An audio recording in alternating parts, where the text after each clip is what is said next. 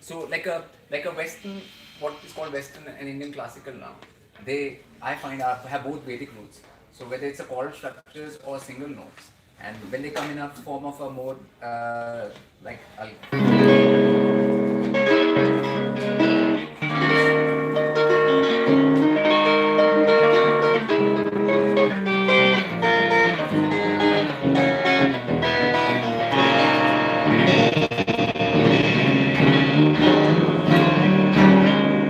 so that's a Western context within a like a Vedic scale.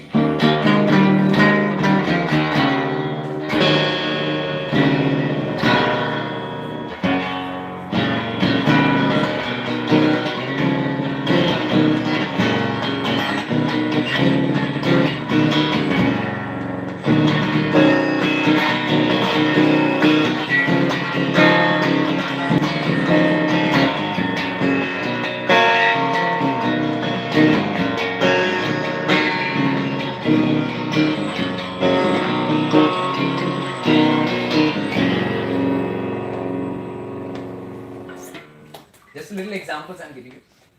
For more of my music, you can go to my channel on YouTube. It's called Lotusocean.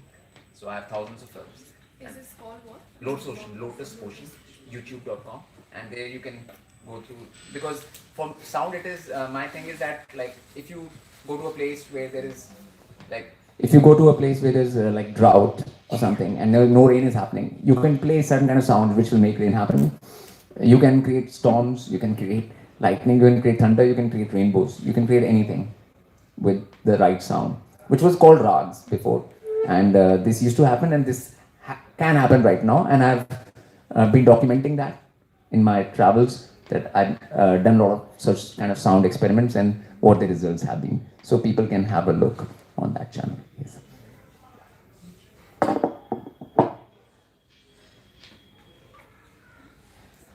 Beautiful. Absolutely beautiful. That was amazing. Excuse me. Hello. Yes. You can hear? Yes, I can hear you. Yeah, this year there have been abnormally very heavy rainfall in USA.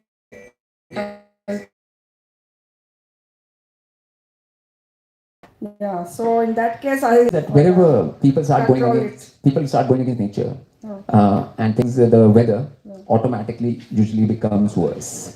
Okay, and so if you have to get it back on track, then the people have to start doing the right things. There is no other way of getting things back on track. So people, their mentality, their behavior, their actions, and weather are a connected phenomenon. Okay. Beautifully explained. Any other questions anybody would like to address? About Vedic way of living, about how to eat, how to live, what to wear, how to connect with nature. Any other questions from the audience? Yes. I need your advice on this. The mission for my life is to bring back the Vedic way of living, Yes. and Yes. I find it extremely overwhelming to do it even with 4 or 5 people Yes, spread about yes. the world. So I need your advice how to go about it. The first thing is you can stop wearing a watch. Okay, like just, yeah, no, any watch. You start doing that. You know, because I mean, because the Vedic thing is like a scientific thing, real science. I'm not talking about fake science which they teach in school. Okay, I'm talking about actual real science. So like your heartbeat is here. Okay, your pulse is coming here. Okay, now the pulse is here. Now you're putting a watch on it. Watch has a machine beat on it. Tuck, tuck, exactly. No, your heart does not beat like a clock. It beats with variability. It's called heart rate variability. Now, heart rate variability defines your immune system. Okay, so if you're gonna put a machine weight on top of it and you're gonna disturb it, it's gonna affect its variability, which will affect your finally immune system. So there's a whole lot which will go wrong just by you wearing a watch without you ever coming to know. You'll get many diseases, you'll get a lot of things just by wearing a watch. Okay, but that's real science, this is actual science. Okay, but this is not taught in our schools. Okay, so the Vedic thing is like an rishi from Vedic time can tell you this, what wearing a watch will do to you.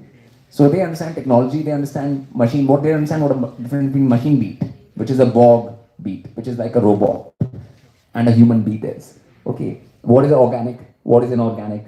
All of these definitions and things have to be understood properly. So there is no Vedic without having these kind of things pretty clear in your mindset and being very clear about these things. So we have to get to the actual core proper things. I mean, people right now they are wearing all these clothes and these clothes, these dyes which are poisons, but people don't know. And then when you're wearing them, then it's going through your sweat, it's going into percolating into your bloodstream, you have no idea. So all these things, but being Vedic is actually being more aware, actually, and being totally knowing of what you're doing. Everything that you do, you are totally conscious of it. That I'm doing this and this is gonna have this effect. Okay, like knowing that exactly. So one has to start from the very basics, and especially what you do with your body. Okay, that is the very very core central point of Vedic.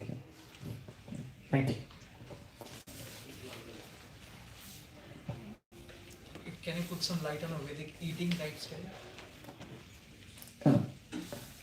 Yes, the thing is that for the Vedic eating, we'll take out another book just for based on that. But the thing is that with Vedic eating is like to eat like there's a simply, and it was mostly vegetarian, and like in India there are some things what they call roti sabji dal chawal, like, but in a that too in a more organic holistic way where those things are not polluted and they're grown a certain way, so those things how they're grown, and they're not hybrid seeds, they're not GMO, they're old seeds. All of that knowledge comes into it.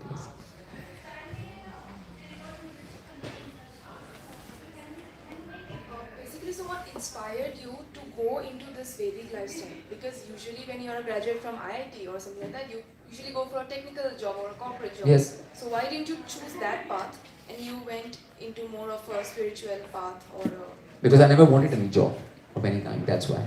First, I was not interested. I was never interested in any job of any kind. Since when? Since when I was in IIT even. Okay. I had not gone to IIT to get a job. I had gone there to see what all is known in this world in terms of science and technology. I just wanted to find that out. It was not my intention to get a job anyways. So I had no interest in a job of any kind. Yeah. Wow.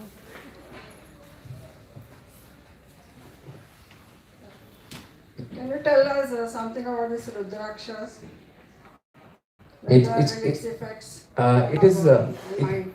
it is a plant, and it is a dried plant seed, and just by wearing anything like that, you cannot attain health or anything as people think you can, or this still has this powers and it'll give you this or that. These are all superstitions.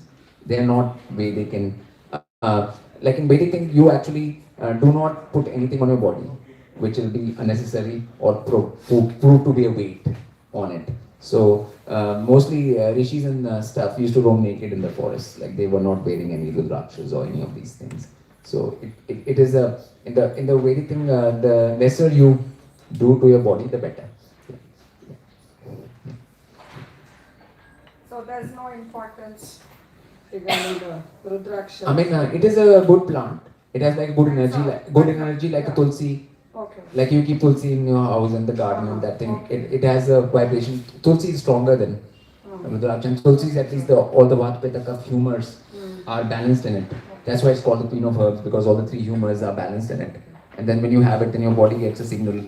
Okay, this is how the balance looks like. So your body tries to get into balance. So there is a certain science to all these things. It's best to understand what that is rather than having these mental superstitions about these things, or like which I call the Indian operating system. Okay, they are the actual facts. Yeah, the Indian operating system is very different from Vedic operating system. Like so, the kind of thing I'm telling people is iOS hatana hai and BOS lana hai, like which is a Vedic operating system instead of the Indian operating system, because Indian operating system will give you all kinds of problems and you will not be able to run a lot of things, and a lot of errors will come when you try to use it, and then you'll wonder why these errors are coming up. I'm doing everything fine, but these errors keep on coming up.